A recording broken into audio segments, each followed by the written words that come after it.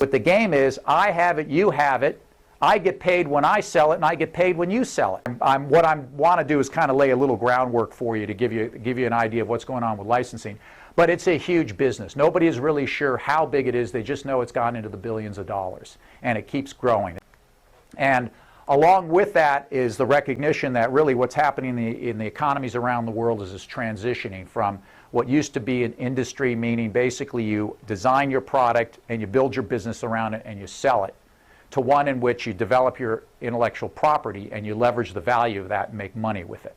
And that's why when you look around, everything today is about intellectual property. So these companies are making hundreds of millions of dollars.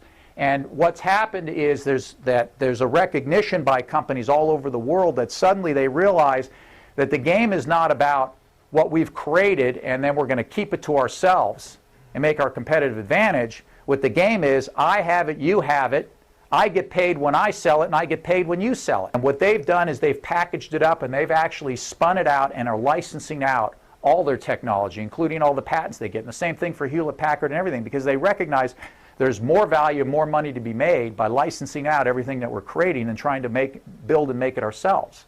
And that's what's happening across the board. So when you take a look at what's happening on the public side, you see that licensing is big, big business. And it's one that, you know, every one of you here, if you've got intellectual property, it's something that should definitely be part of your game plan, is licensing. And so what I'm going to cover today is talk to you about the 7 steps to the licensing process.